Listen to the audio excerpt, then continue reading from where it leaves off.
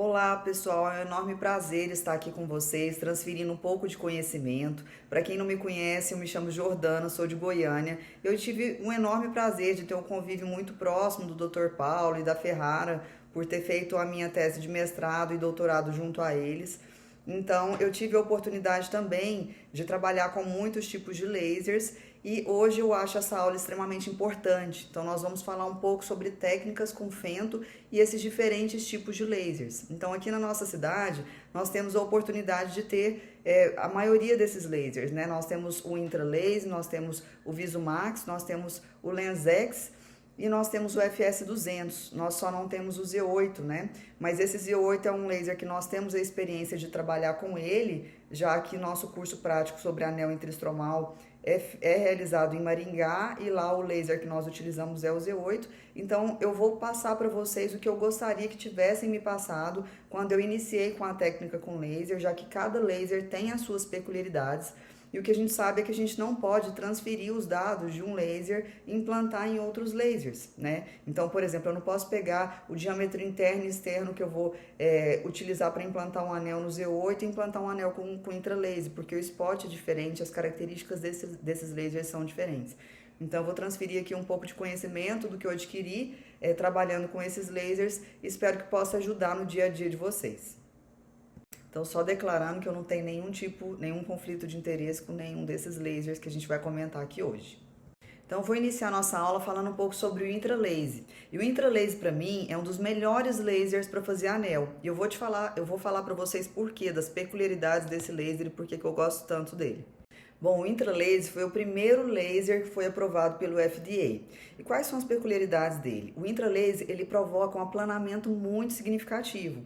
E por causar esse aplanamento, quando a gente vai visualizar a marcação feita previamente com reflexo de Purkinje, a sensação que a gente tem é que essa marcação está totalmente descentralizada.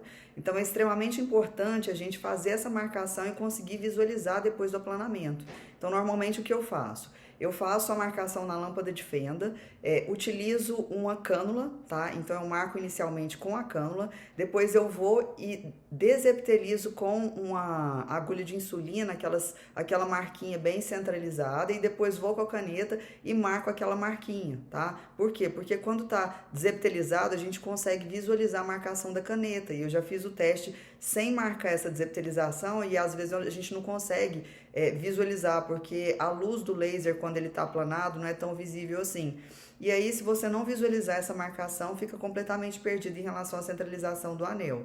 Então, é extremamente importante essa marcação prévia, tá? E outra vantagem muito importante, que, por exemplo, o Visumax não tem, é o touchscreen. Então, eu tenho a possibilidade de centralizar o tratamento na marcação feita previamente, tá? Então, eu fiz aquela marcaçãozinha, eu vou lá no touchscreen, marco que eu quero centralizar o túnel a ser confeccionado naquela marcação prévia e o túnel é assim feito. Por exemplo, no Visumax não tem como fazer isso. O Visumax desce e ele confecciona o túnel onde desceu. Não tem como eu centralizar na marcação que eu fiz. Então eu acho que já não serve. Eu pego muitos casos de anel feito com Visumax de anéis descentralizados. E isso é totalmente assim impactante no resultado final. Se eu tenho um anel de 320 descentralizado, o resultado dele não vai ser o mesmo. E às vezes eu vou ter que levar o paciente para o centro cirúrgico novamente e centralizar manualmente, passar a espátula manual para conseguir centralizar aquele tratamento. Então é muito importante ter o touchscreen, é muito importante também a gente conseguir visualizar aquela marcação feita previamente na hora que o laser já está aplanado, na hora que o laser já promoveu o aplanamento na córnea. Então, vou falar aqui para vocês alguns pontos positivos e negativos do docking do Intralaser. O docking do Intralaser ele é um docking manual. Então, tem um lado positivo e o lado negativo. O lado positivo é que quando eu faço o docking manual, eu tenho ali nas minhas mãos a certeza de que aquele paciente não vai mexer na hora do procedimento. Então, a gente consegue apreender muito bem o olho do paciente. A desvantagem é que eu preciso de uma seringa para realizar esse docking, então é um pouco primitivo, né? O FS200 já não tem esse docking manual, como eu vou mostrar para vocês. Então, precisa às vezes de alguém para pressionar a seringa para fazer aquele vácuo para mim. Esse docking, ele gera um aplanamento muito importante. Então, tem aquela questão que eu falei anteriormente para vocês, que é a descentralização do reflexo feito previamente. Então, eu tenho que visualizar realmente aonde eu fiz aquela marcação, porque depois que aplana eu não consigo mais ter o discernimento do local certo para confeccionar o túnel do laser. E aumenta muito a pressão, às vezes a pressão vai além de 50, então o movimento tem que ser um pouco mais rápido. Em pacientes que têm glaucoma existe aí uma contraindicação, porque principalmente se for um glaucoma avançado, esse aumento brusco de pressão pode às vezes prejudicar o nervo óptico do paciente. Então eu trouxe aqui para vocês para ilustrar como é feito, né, esse docking. Então nós temos aqui o cone, esse cone ele é acoplado no laser, e nós temos aqui o anel de sucção. Então primeiramente nós colocamos em contato esse anel de sucção na esclera do paciente. Vocês observem aqui que tem uma parte que tem essa borrachinha e é a parte que vai entrar em contato com a esclera do paciente. Então coloquei em contato bem centralizado, peço para alguém pressionar essa seringa de forma que eu consiga ter uma pressurização e uma apreensão dessa esclera. Então, a partir desse momento, eu já tenho o vácuo realizado, né, e o aparelho bem fixo. E vai ser nesse momento que eu vou de encontro a esse anel de sucção ao cone que está acoplado no laser. Então, esse cone acoplado no laser, eu vou movendo o laser em direção ao cone e observem aqui que se eu não apertar, ó, o cone não entra dentro do anel de sucção. Então, eu tenho que apertar para que o cone adentre no anel de sucção. Então, apertei aqui, ó, não apertei, não entra. Apertei, o cone entra. E no momento que o cone entra dentro do anel de sucção, acontece o aplanamento. E para que esse aplanamento aconteça de forma plena, eu tenho que apertar e levar um pouquinho em direção à parte superior. Então, tem que apertar um pouquinho para cima, direcionar esse movimento para cima. E eu fiz várias vezes e não tinha ninguém para me falar isso, né? E às vezes a gente fica sofrendo porque ele aplana, mas não aplana além do limbo e aí o laser não é liberado. Então, quando você aplana e tem um pouquinho que precisa aplanar um pouquinho mais, você basta fazer esse movimento aqui para cima que acontece o aplanamento pleno para que a gente possa ser liberado para aplicar o laser, né? E aí, após essa liberação, simplesmente eu vou teclar na tela, né, no touchscreen onde eu fiz a marcação prévia e o túnel é realizado em poucos segundos. Então é muito rápido e muito seguro, porque o olho do paciente fica muito apreendido, de forma que o paciente mesmo mexendo um pouquinho não consiga tirar o olho dele daquela apreensão. Vou mostrar para vocês então um videozinho aqui da confecção do túnel do anel intraestromal com intralaser, chamando atenção para alguns pontos que eu acho que são bastante relevantes, que eu gostaria que tivessem me falado, né? Então, a primeira coisa, a gente faz essa marcação prévia, como eu disse para vocês. Observem o excimer laser que tem acoplado ao fento, né? Porque se o excimer laser você conseguir ter uma visualização boa do reflexo de Purkinje, você pode fazer a marcação ali mesmo. Agora, se, por exemplo, for fazer no SX500, a gente não consegue visualizar muito bem essa marcação do reflexo de Purkinje. Então, eu faço na lâmpada de fenda e depois levo o paciente já com a marcação feita para o fento, tá? Então, depois nós realizamos o túnel e depois introduzimos os segmentos. Então, mostrando aqui alguns pontos relevantes. Primeiramente, como vocês observam, ele fez a marcação direto com a caneta, mas eu acredito que essa desepitelização que eu faço, ela ajuda muito na visualização.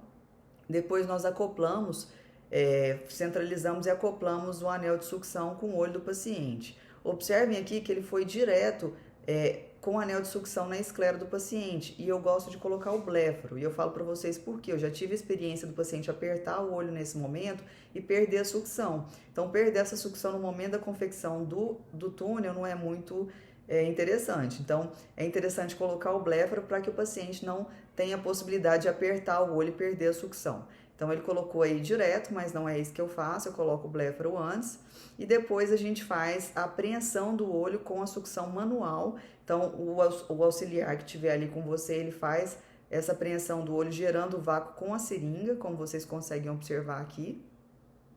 Feito isso, depois a gente vai de encontro ao olho do paciente com o cone, né, que está acoplado ali no laser. Então, como eu falei para vocês, a gente tem que apertar esse cone. Nesse momento, se eu não aperto, ele não consegue encaixar nesse anel de sucção, então a gente aperta e movimenta um pouco para cima para que esse aplanamento aconteça de forma plena, porque senão ele acontece de forma incompleta, não vai ali além do limbo, e aí o laser não nos libera para fazer o túnel. Então observem aqui que aplanou até além do limbo, e aí nesse momento a gente vai com o touchscreen para marcar ali na centralização. E outro ponto que eu quero chamar a atenção, observem que quando a gente olha ali, parece que está totalmente descentralizado, mas não está. Esse aplanamento nos provoca essa sensação de descentralização, então por isso que é muito importante a gente visualizar a marcação, porque aquela é a marcação real que a gente deve seguir. Então, feito isso, é confeccionado o túnel do laser em alguns segundos, primeiramente o túnel e depois é confeccionado a incisão principal e ali está realizado. Então, esse túnel do intralaser ele é confeccionado 360, tem alguns lasers que nos permitem fazer um túnel de 140 de cada lado, por exemplo, mas como eu não tenho problema de migração de anéis, e eu gosto muito de otimizar os resultados, eu gosto de fazer o túnel 360 para que eu possa ajustar, né? Então, mexer um pouquinho o anel no sentido horário ou anti-horário, de acordo com a tomografia no pós-operatório. Então, eu gosto muito de fazer o túnel 360. E se você quiser, por exemplo, fez um implante de um segmento, ficou hipocorrigido, tem no túnel completo ali, você pode simplesmente implantar um segundo segmento. Então, está realizado, está pronto, depois só a gente voltar o paciente para o microscópio do Excimer e fazer o implante do anel. Então, nesse intralaser é separado, né? Não tem um microscópio acoplado no laser, eu tenho que ter o microscópio do Excimer ou um outro microscópio qualquer ali do lado para fazer o implante dos anéis. E, assim, eu acho que ficou bem esclarecido essa confecção do túnel com intralaser, que é muito tranquila, muito segura, a gente consegue ter ali nas mãos o olho do paciente para que ele não consiga mexer, então eu considero um laser bastante interessante para fazer os anéis, porque tem o touch, é um laser completo para fazer anel. Então, só falando rapidamente aqui algumas vantagens e desvantagens que eu acho do intralaser. Uma das vantagens é que o vácuo dificilmente é perdido, né? Então a gente tem total controle do paciente, do olho do paciente ali nas nossas mãos, o que não acontece, por exemplo, no LensX e no VisuMax. Tem a tela do touchscreen, então eu consigo centralizar o tratamento aonde eu marquei previamente, o que eu não posso fazer, por exemplo, no VisuMax. O túnel ele pode ser customizado, né? Então eu posso colocar o diâmetro interno e externo de acordo com o que eu planejei ali. E as desvantagens é que o vácuo é manual, então é um pouco primitivo, aquele negócio de apertar a seringa, né? O que não acontece, por exemplo, no FS200, que também tem um anel de sucção, mas o vácuo é automático. Aumenta muito a pressão, então tem a limitação em pacientes que têm glaucoma avançado, né? Tem o blackout provocado por esse aumento da pressão acima de 50 às vezes. E ele só faz o túnel de 360. Para mim isso não é desvantagem nenhuma, porque eu sempre faço o túnel de 360, mas tem médicos que acham vantajoso fazer o túnel de 140 ou 160 para que o anel não migre ali, já que não tem espaço para ele migrar. Então, para quem vai utilizar o intralaser, esse é um slide extremamente importante, que são os parâmetros desse laser. Primeiramente, a profundidade que esse laser ajusta-se melhor é 70%, então cada laser tem um spot diferente. Por exemplo, o Z8 normalmente o preconizado é 75% pelo spot dele, então 70% é o preconizado para o intralaser. O diâmetro interno e externo para os anéis de Ferrara de 5 mm é 4.4, 5.6 e não existe diferença de um anel de 140 para 160 ou de 320. Todas as medidas eu utilizo 4.4, 5.6 e é uma medida extremamente boa para esse laser. E para vocês que vão utilizar um anel HM aí brevemente, que ele vai começar a ser comercializado, o diâmetro interno é de 6 e o diâmetro externo de 7.2. Já coloquei vários anéis HMs nesse laser e ele vai muito tranquilamente com essas medidas. Então, fotografem esse slide, que são as medidas padrões para vocês fazerem a confecção do túnel com muita segurança no intralaser. Agora eu vou falar um pouco para vocês do Z8, falando as principais vantagens e desvantagens em termos práticos também. Então, vou expor algumas características aqui desse laser, falando um pouco das vantagens e desvantagens de cada uma delas. Então, primeiramente, ele é facilmente transportável, o que é uma enorme vantagem, porque eu posso tirar de uma sala cirúrgica para outra, ou mesmo levar para outro hospital, que é um laser mais leve de ser carregado. Ele também tem conexão com VGA, então se você quiser fazer alguma filmagem das suas cirurgias, é totalmente viável com esse laser. E um ponto bem interessante é que ele tem um OCT acoplado, tá? Então dá para você visualizar a profundidade que você está realizando os seus anéis. E isso é muito bom, porque às vezes o anel está numa profundidade, às vezes que você planejou ali 70% e vê que ele está muito profundo, você pode ajustar ele para ficar um pouco mais superficial. E outra aplicabilidade prática disso é, às vezes, quando a gente vai fazer anéis concêntricos. Então, o anel concêntrico, para não emendar um túnel no outro, às vezes a gente faz um túnel um pouco mais profundo que o outro. Então, quando eu consigo visualizar previamente o anel que está implantado ali e detectar a profundidade correta que está para eu fazer um pouquinho mais profundo, também é uma grande vantagem desse laser. Ele também tem a tela touchscreen, o que é extremamente importante para fazer implante de anéis, né? Então, eu centralizo ali no reflexo de Purkinje, assim como o intralaser. Ele tem uma óptica e uma peça de mão. Então, eu pego a peça de mão, que já tem acoplada a ótica, e levo em direção ao olho do paciente. Eu posso fazer o docking sem olhar no microscópio ou olhando no microscópio, mas existe uma desvantagem aí, porque eu já fui tentar fazer o docking sem olhar no microscópio e ele não ficou totalmente perpendicular. Então, esse movimento aqui, ó, pode prejudicar e você acoplar o laser de uma forma que ele não esteja coaxial, e com isso, às vezes, ele faz a tunelização um pouco descentralizada. Então, esse manuseio da mão, e depender do manuseio da mão do cirurgião, é ruim. Uma dica para esse laser é você olhar no microscópio, porque quando você consegue centralizar a ocular do microscópio com a ocular do laser, significa que ele está coaxial, e aí ele não faz esse movimento aqui, é facilmente detectável, porque se não estiver coaxial, você não consegue visualizar ao certo posicionamento. Então, essa é uma dica. Eu gosto de fazer o docking desse laser visualizando no microscópio para deixar linear a ocular do microscópio com a ocular do laser, para que não ocorra esse movimento aqui, tá? Então, a gente tem o controle manual da planação pode ser uma vantagem e também pode ser uma desvantagem. O Z8, ele também tem um anel de sucção, e o interessante é que esse anel de sucção, ele pode ser separado e pode ser acoplado ao ocular do laser. Então, eu acho que é interessante ele ser separado, porque quando eu coloco separado, eu faço a sucção primeiro, né? E aí eu consigo centralizar bem o olho do paciente e depois eu vou de encontro com o ocular do laser a esse anel de sucção, que tem que estar linear com o ocular do microscópio, para que faça um docking bem centralizado para evitar esse tipo de movimentação aqui para um lado e para o outro. Tá? Então, ele pode também ter um anel de sucção já acoplado diretamente, e eu vou com os dois acoplados de encontro ao olho, né? Então, eu não acho essa uma vantagem, mas tem muitos médicos que preferem já ir com o anel de sucção acoplado no laser e ir direto no olho. Mas eu acho que eu tenho mais controle do olho do paciente quando eu tenho um anel de sucção apreendido no olho do paciente, e depois eu vou de encontro com o laser, monitorando essa questão da linearidade do ocular do microscópio com o ocular do laser. Também dá aumento da pressão, então também eu acho que isso é uma relativa desvantagem, porque o paciente tem um blackout temporário, mas como é muito rápido também, então não tem problema. O que eu notei bastante diferente assim do Z8 para o FS200 que eu uso, ou intralaser, é o tempo de confecção do túnel. O tempo é um pouco mais lento, então às vezes se for uma criança que a gente tem que fazer o túnel mais rápido ali, dá um pouco de ansiedade daquilo acabar logo, né? Porque quando é rapidinho, então tem menos chance da gente perder o vácuo, de acontecer alguma coisa ali no intraoperatório. Então ele é um pouco mais lento, na verdade, do que o FS200, do que o intralaser, do que o LensX também. Então, só mostrando aqui para vocês um vídeo rápido do Ramon Ganem confeccionando o túnel de anel com laser Z8.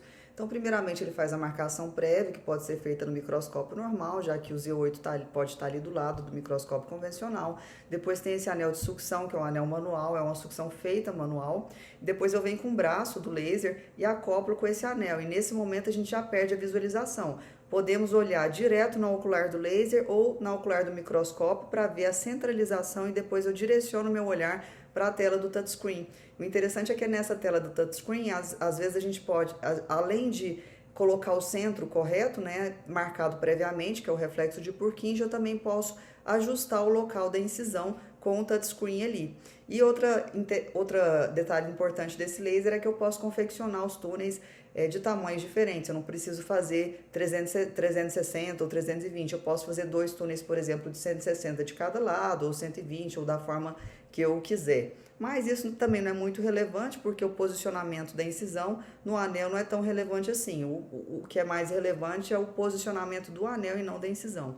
Então, eu também posso confeccionar a incisão um pouquinho maior do que o tamanho do túnel do laser, o que facilita a gente entrar, tá? E esse é um ponto positivo, inclusive um ponto negativo, porque às vezes quando a gente faz a incisão um pouco mais larga e o túnel do laser um pouco mais estreito, às vezes a gente tem dificuldade porque o anel começa a bater ali na parede entre o tamanho do túnel da incisão com o túnel do laser e ampliar um pouco esse túnel. E se falando de anel de 320, quando o túnel está muito largo, o anel começa a entrar e estando muito largo ele começa a bater aqui em cima, ó. Então, estando mais justo, ele vai de uma forma mais tranquila e não trava ali às 6 horas. Então, pode ser um ponto positivo, mas também pode ser um ponto negativo. Eu não gosto de deixar a incisão muito mais larga do que o tamanho do túnel, não. Para evitar, eu já vi acontecer isso, né? Como eu oriento muitos fellows e residentes, eu já vi acontecer isso. Facilita na entrada do anel, mas dificulta, às vezes, passar um anel de 320 naquela região ali às 6 horas. Então, acho que os pontos relevantes aqui que eu não citei em relação a vantagens e desvantagens é que ele também aplana como intralaser, então é extremamente importante a gente fazer uma marcação bem feita, né? Porque às vezes na hora de visualizar ali na tela eu não consigo verificar onde que essa marcação está e isso dificulta muito na centralização da confecção do túnel e ele também faz o blackout, então aumenta bastante a pressão ali na hora da confecção. E também essa questão da centralização, porque tem a possibilidade de eu fazer esse movimento com o laser e às vezes descentralizar o tratamento por conta disso. Então essa é a dica, centralizar o ocular do laser com o ocular do microscópio e depois visualizar só ali no touchscreen da tela o túnel sendo confeccionado. Então, para quem usa o Z8, estão aí as medidas, né, que são bastante importantes. Então, a profundidade dele é um pouquinho mais profunda por causa do spot. Lembrem que eu falei que o intralaser era 70%, já no Z8 o recomendado é 75%. O diâmetro interno e externo para o anel de ferrara de 5 mm é 4.3, 5.8. Para o anel de arco longo é 4.2, 5.8. Então, tem um pequeno ajuste aí para o anel de arco longo. E para o anel HM é 5.5, 7.3. Então, essas são as medidas para o laser Z8. Para quem utiliza, faça um print da tela aí para vocês utilizarem nos seus pacientes. Gente, só para finalizar aqui em relação a vantagens e desvantagens do Z8, com o mesmo pack eu posso fazer o olho direito e o olho esquerdo, né? Então eu não tenho que pagar 2 vezes para utilizar quando eu vou fazer simultaneamente o direito e o esquerdo. E isso é bastante interessante quando eu vou fazer anéis concêntricos, porque, por exemplo, no FS200 eu tenho que pagar 2 packs, então eu faço um túnel como se fossem 2 cirurgias. Lá no Z8 a gente pode fazer um túnel como se fosse o olho direito e o outro túnel como se fosse o olho esquerdo, fazendo os anéis concêntricos no mesmo tempo cirúrgico, que financeiramente é uma economia aí para o paciente, porque ele não precisa pagar 2 vezes para utilizar esse laser. Eu vou falar aqui um pouquinho para vocês, então, dos detalhes do VisuMax. O VisuMax é um laser extremamente elegante, né? Parece uma nave espacial. É um dos únicos lasers que realizam, por exemplo, a cirurgia de smile, mas eu acho que para anel não é um laser bom. E eu falo para vocês aqui por quê. O VisuMax, ele não tem o touchscreen, então a gente tem que ir de encontro ao olho do paciente mirando na pupila, e não necessariamente o reflexo de Purkinje está centralizado na pupila. Então, tem muitos casos que eu vejo descentralizações no VisuMax por conta disso. Então, esse para mim é um ponto crucial, porque a gente tem uma descentralização na cirurgia de anel é um ponto muito negativo, influencia diretamente no resultado. Então, para mim, fazer anel com VisuMax realmente não dá, eles vão ter que adequar isso para que seja viável implantar anel.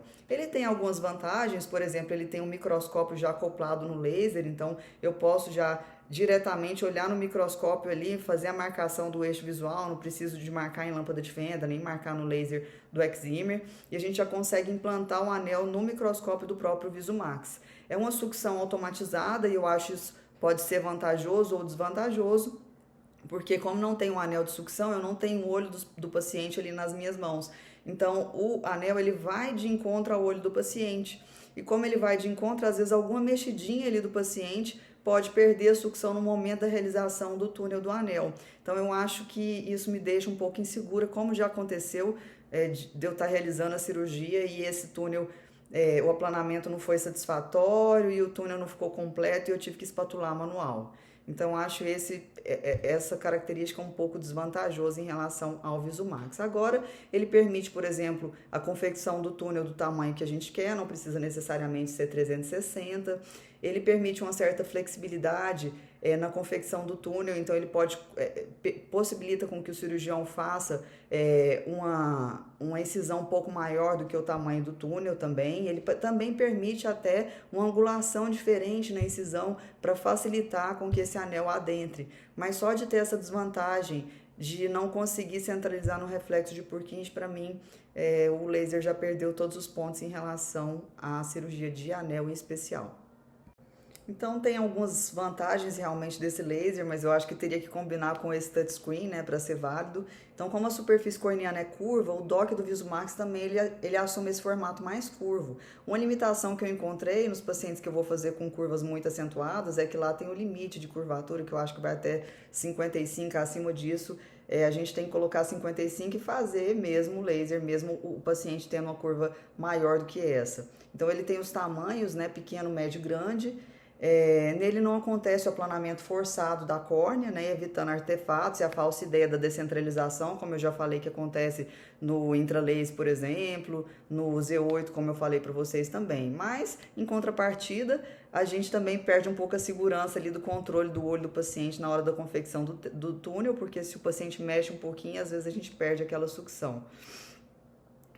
O diâmetro interno e externo do Visumax também muda, né? Porque o que vocês têm que pensar? Nos outros lasers acontece aquele aplanamento, no Visumax não acontece. Então, e o spot do laser também é diferente. Então, vocês nunca podem pegar os parâmetros de um laser e colocar em outro laser, porque isso não dá certo. Então, cada laser tem suas peculiaridades em relação às medidas também que você vai colocar lá de diâmetro interno, externo e até em relação à profundidade. No Visumax, a profundidade que a gente utiliza é 70% também, não é 75% também. Ele tem muita precisão em relação à profundidade do corte, porque ele faz realmente cortes tridimensionais e faz essas incisões curvas. Então, outro ponto importante é que ele não tem blackout, né? Porque como não tem aquele anel de sucção, não tem aquele aumento da pressão no momento da confecção do túnel, o paciente também não tem blackout, o que é bom. E outra vantagem é que eu posso até colocar o grau ali do paciente no laser para que o paciente consiga focar melhor no momento da realização do túnel, né? Então, essa também seria uma vantagem, mas que eu acho que se perde frente à imprevisibilidade da centralização do túnel. Então, só mostrando aqui para vocês rapidamente a confecção do túnel no Visumax. Então, a gente acopla ali o anel de sucção direto no laser e o laser vai de encontro ao olho do paciente. Ó. Então, não tem anel de sucção no olho do paciente prévio, não. Então, ele vai direto no olho do paciente. Então, quando encontra com o olho do paciente, aí a gente já consegue ou visualizar no microscópio do laser ou na tela que a gente tem ali na frente. E essa é a imagem que a gente visualiza, mas observem que não tem como tocar no touchscreen para centralizar o tratamento. E fica realmente muito escuro. Às vezes a gente liga o infravermelho, que dá uma visualização um pouco melhor. E a gente fica observando o menisco lacrimal ali. E depois de feito isso, a gente, quando o laser dá o direcionamento que teve a sucção confeccionada, que está tudo ok, a gente aperta no pedal e faz a confecção do túnel de anel. É uma confecção bem rápida também e ela é de fora para dentro, como vocês observaram aí, e depois é realizada a incisão. Então, é um laser muito elegante, muito tecnológico, porém com essa falha para fazer cirurgia de anel.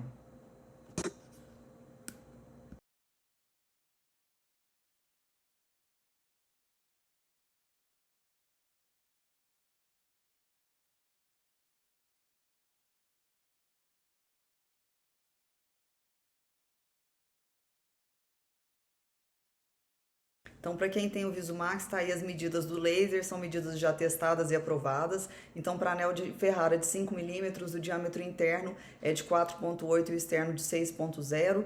Quando é um arco longo, a gente faz um pequeno ajuste, deixando o túnel de 4,6 e 5,8. Para anel de 6 milímetros, a medida é de 5,9 interna e 7,2 externa. E para anel HM, 5,7 interna e 7,3 externa. Então, estão aí as medidas para o laser VisuMax. Vamos entrar agora nos detalhes do LensX. O LensX é o laser que faz catarata e também faz anel, e é um bom laser para fazer anel, então vamos agora saber de todos os detalhes desse laser.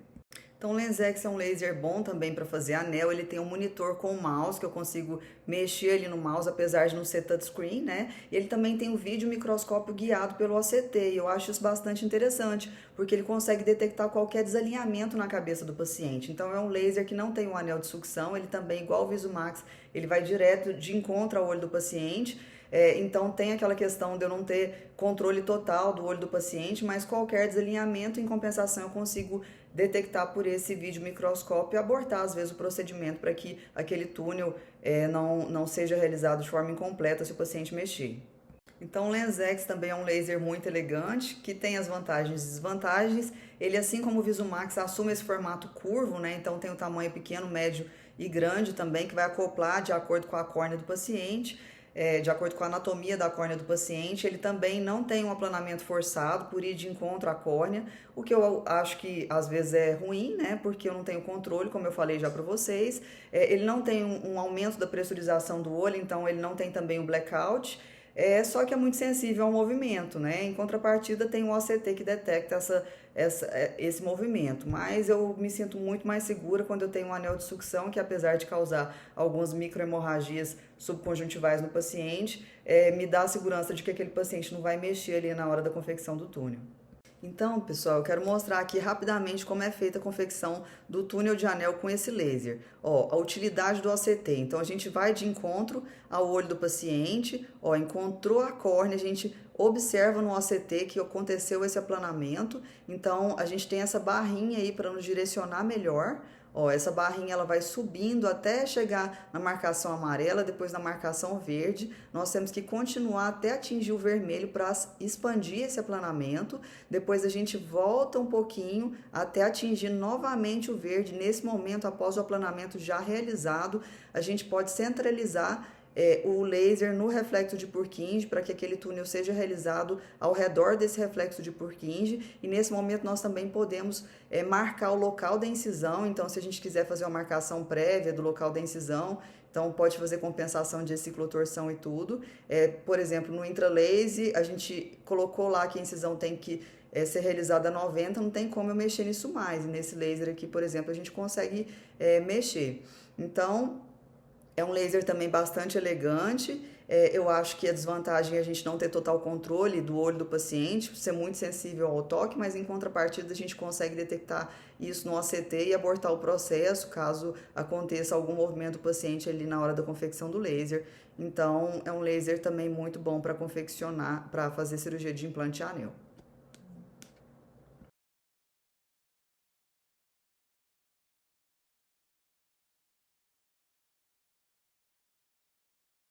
Então, só esse videozinho aqui para mostrar para vocês como é tranquilo implantar um anel de 320 num túnel confeccionado com o laser, né, com LensX. Então, ó, a gente implanta, coloca o anel, posiciona ele. Então, quando tem anel de 320, obviamente é muito mais fácil implantar com laser. A gente sempre prioriza o implante com laser, apesar de ser tranquilo também colocar manual, mas o mais importante nesses casos é a centralização mesmo, porque um anel de 320 descentralizado, o resultado dele não é o mesmo.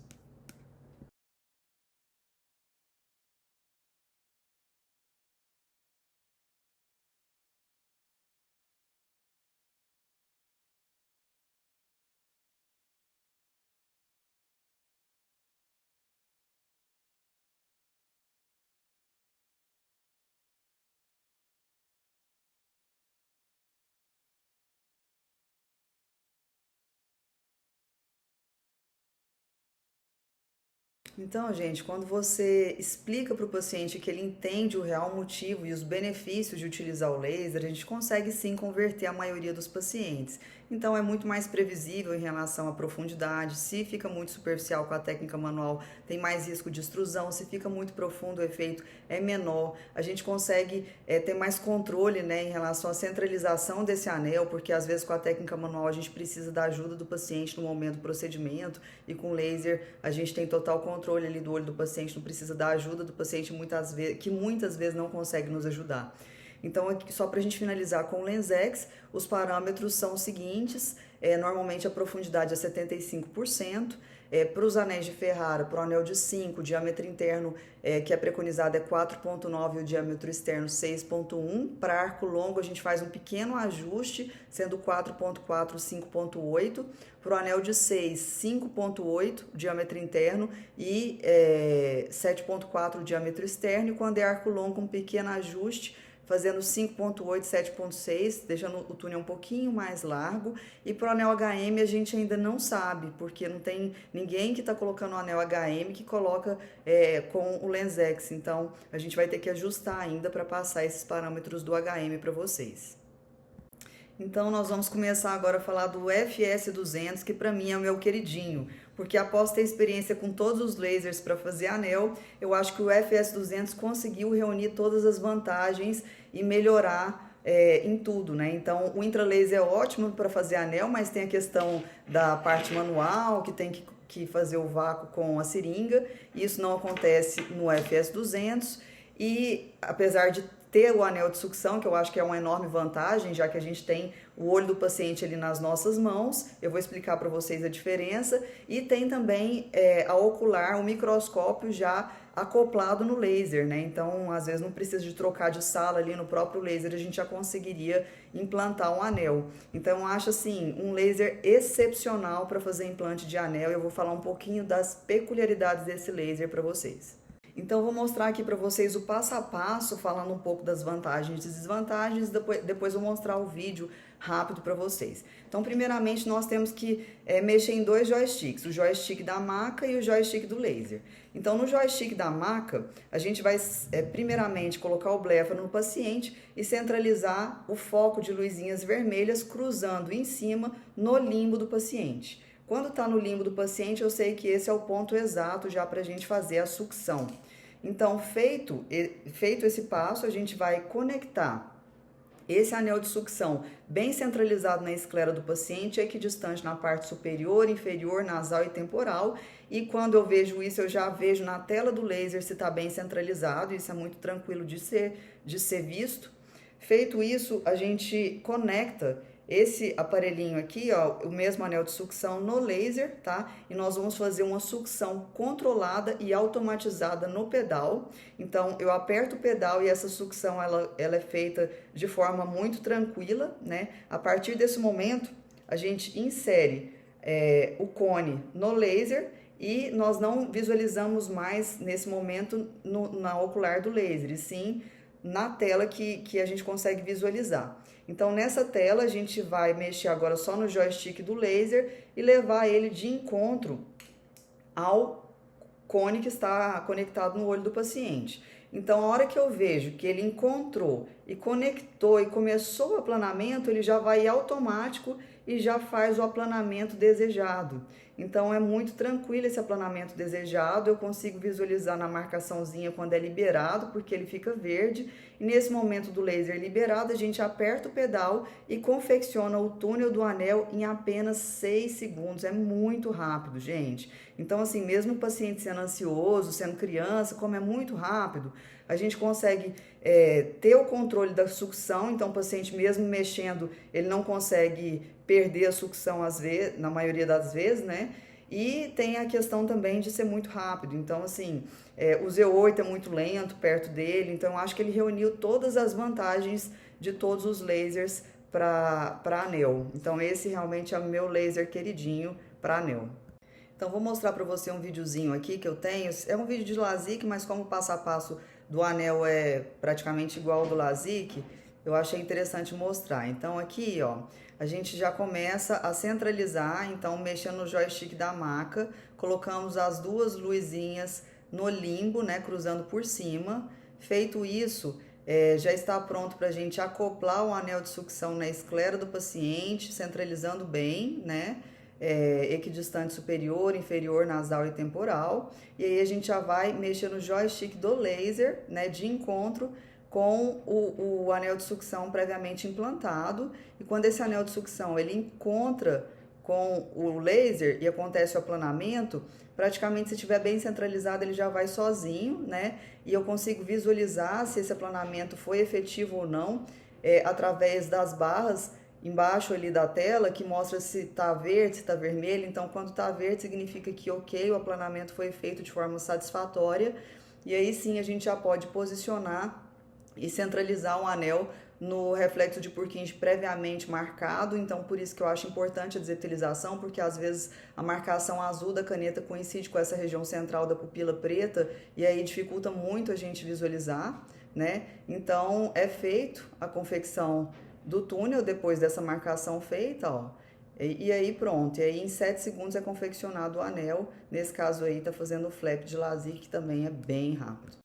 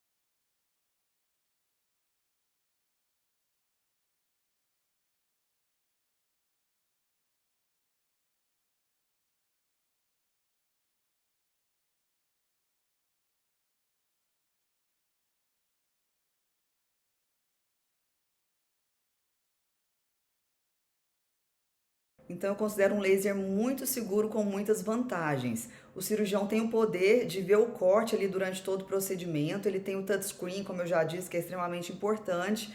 Depois de feito o aplanamento, eu posso ainda centralizar um pouquinho, ajustar aquela centralização, que às vezes não entrou totalmente centralizada, né? Às vezes, com um pequeno ajuste que eu faço ali no anel de sucção, eu consigo expandir aquele aplanamento para que fique adequado para o laser ser posteriormente realizado. Tem tamanhos ajustáveis de túneis, né? Então eu posso colocar a incisão um pouquinho maior, com o túnel um pouco menos espesso. Isso facilita muito no HM, né? Porque o HM ele é um anel bem grosso, então na hora de entrar ali é importante que a abertura da incisão seja um pouquinho maior para facilitar a entrada do anel. Existem também sensores na bomba de vácuo que elas param automaticamente se acontecer uma perda de vácuo. Então o corte é paralisado. Então eu tenho total segurança na confecção do túnel. A desvantagem, que eu nem considero muita desvantagem assim, é o blackout, mas são 7 segundos apenas. A pressão aumenta bastante, né? E a impressão da descentralização, que eu acho que não é um problema se a gente marcar previamente direitinho, e a gente consegue visualizar muito bem a marcação feita quando a gente faz essa desepitelização. Então, para mim, é um laser hoje em dia perfeito para fazer cirurgia de anel. Então, esses são os parâmetros que a gente utiliza. A profundidade é de 70% também. Para anel de Ferrara de 5 milímetros, o diâmetro interno é 4,7, o externo 6. E eu não modifico para arco longo, entra muito tranquilamente com esses parâmetros. Para o anel HM, o ajuste adequado é 5,6 o interno e 7,3 o externo. Também já fiz várias vezes com essas medidas e foi muito tranquilo implantar o anel HM. Então, quem faz o anel com FS200, é importante tirar um print aí dessa tela para usar esses parâmetros, que são os parâmetros que eu testei que ficaram melhores. Então, um quadrinho em resumo, né, de todas as características de cada laser, com os diâmetros internos e externos de cada um, dos que tem o docking automático, dos que tem o docking manual e de aumento de pressão, que eu já falei previamente. Então, essas são as vantagens, desvantagens e características de cada um desses lasers. Então, pessoal, aproveitando para finalizar e puxando o gancho aí dos lasers, o laser, além de democratizar, né, a cirurgia de anel, ela nos trouxe possibilidade de melhorar muito os nossos resultados. Isso nós temos visto com a associação de anéis. E com o anel HM, né, que é esse anel para correção de miopia, que se encaixa perfeitamente no anel de 5 milímetros, nós estamos vendo várias oportunidades aí para tratar pacientes que antes não estavam com resultados tão satisfatórios, principalmente se tratando de ceratocones mais avançados, abrindo assim um leque de possibilidades para esses pacientes, tornando a necessidade do transplante de córnea cada vez mais escassa. Então, pessoal, existe um estudo multicêntrico em andamento, que eu quero falar um pouquinho sobre isso para vocês, que só é possível graças a essas possibilidades de novas tecnologias com laser que a gente tem. Então, nós conseguimos melhorar resultados de pacientes que implantaram um anel de 5 milímetros e ainda precisavam de um pouco mais de aplanamento, e com esses anéis concêntricos nós temos conseguido resultados muito satisfatórios. Inclusive, tem esse estudo multicêntrico em andamento que médicos de várias partes do Brasil tem participado, em que é implantado um primeiro segmento com o anel de 320, né, que a gente já sabe que aplana muito a córnea, e quando associado com o anel HM, para nossa surpresa, que a gente achou que só fosse corrigir a miopia residual, quando nós adicionamos tecidos um com o outro, a gente consegue aplanar de forma muito satisfatória a córnea, e isso vem beneficiando pacientes com cone muito avançados, tornando a necessidade do transplante de córnea cada vez mais escassa. Então, essa cirurgia nós realizamos normalmente em tempos separados, até para entender o que o anel de 320 vai causar na córnea, e no segundo tempo o anel HM, né? Nós colocamos concêntrico ao anel de 320 com aqueles parâmetros que eu já falei para vocês, e a gente coloca em profundidades um pouquinho diferente para que um túnel não se encontre com outro túnel, e esses anéis eles se encaixam perfeitamente um dentro do outro, de forma que nós conseguimos aplanamentos muito satisfatórios, e quanto mais avançado é o ceratocone, maiores são os aplanamentos e melhores são os resultados. Então, vou mostrar aqui para vocês dois casos que exemplificam muito bem isso que a gente tem conseguido com essas associações de anéis. Então, eu trouxe esse caso para ilustrar exatamente a nossa conduta que a gente vem tendo com esses pacientes associando anéis.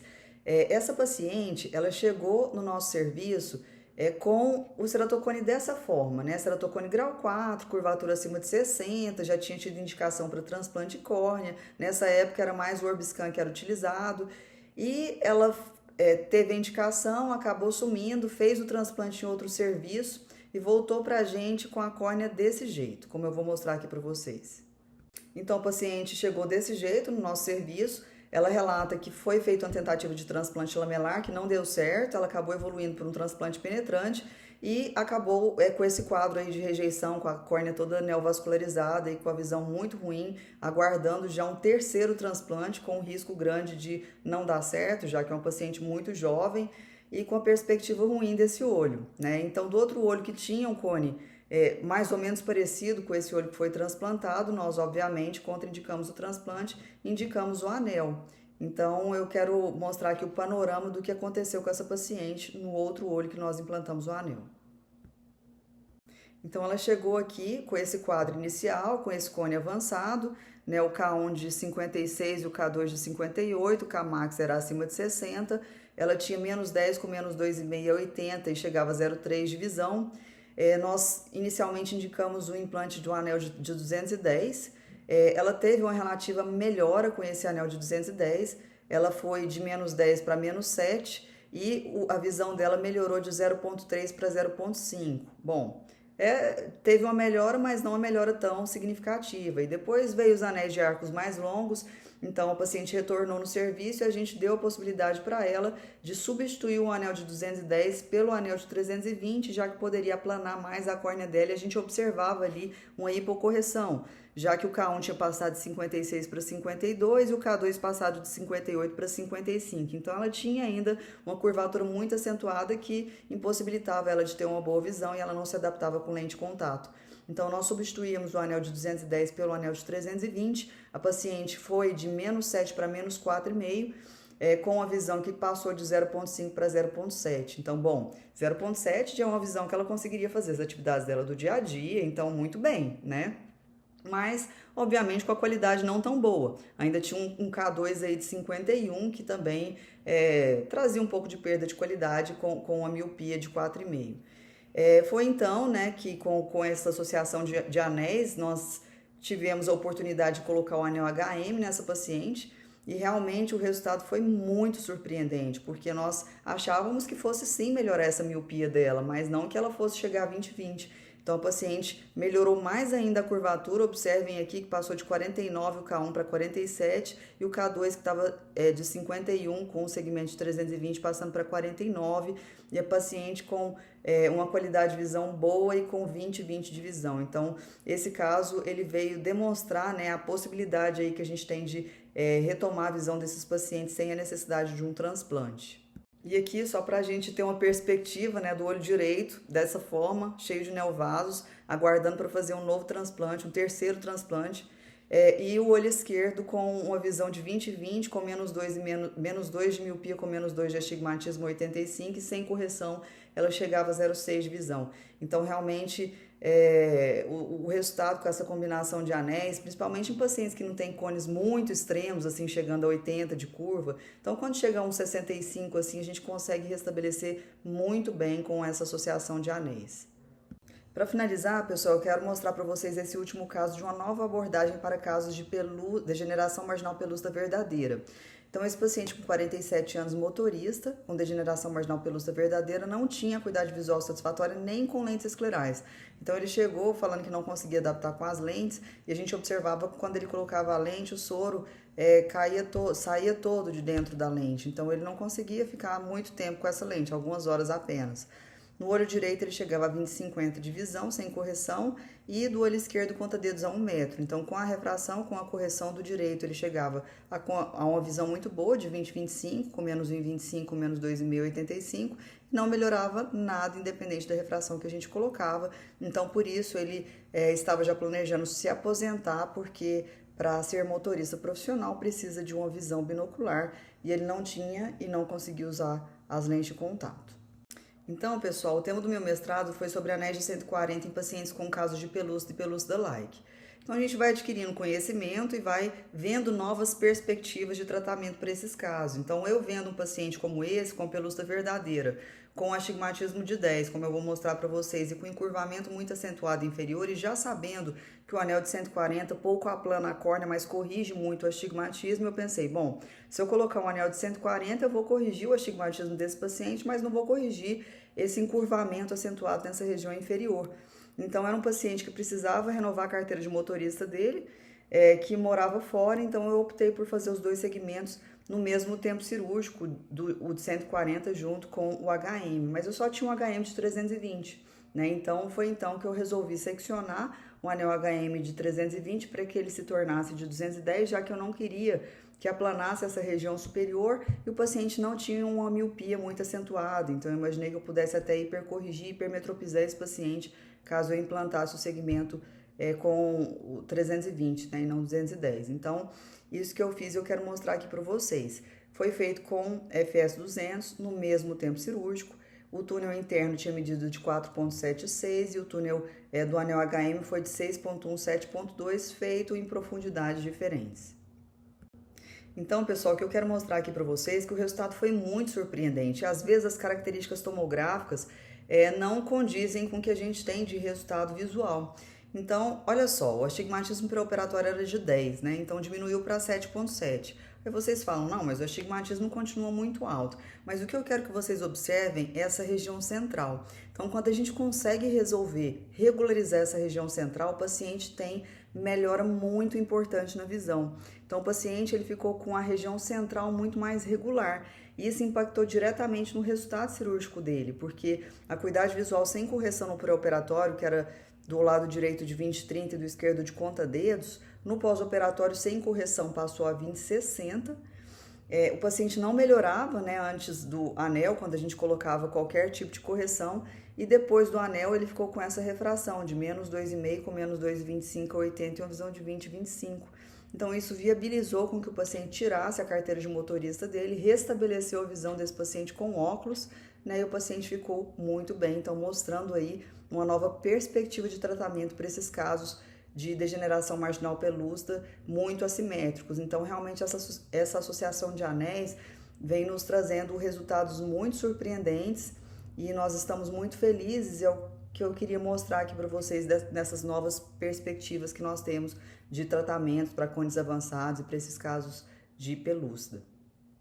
Então, finalizamos aqui. Quero agradecer mesmo a atenção de todos vocês. Espero ter ajudado nesse caminho do implante de anéis, que com laser veio realmente democratizar a técnica e falar um pouco do curso que a gente idealizou com tanto carinho para quem quer realmente se aprofundar nesse assunto. Então, às vezes a gente vê o paciente chegando falando, mas eu implantei um anel e não tive melhora. Então, não adianta a gente só saber implantar o anel, a gente tem que saber programar e saber fazer a técnica da melhor forma possível. Então, esse curso a gente idealizou para tentar passar para os alunos as dicas práticas mesmo, que a gente vem aprendendo durante todos esses anos implantando o anel. É um curso até bastante extenso, né? As aulas são todas terças e quintas, com 4 meses de curso, e a gente finaliza esse curso com a parte prática realizada lá no Hospital Provisão da doutora Edna Almodin, em Maringá, que tem uma estrutura única e ímpar, né, para a realização do curso, com disponibilidade de wet lab, de fento, enfim.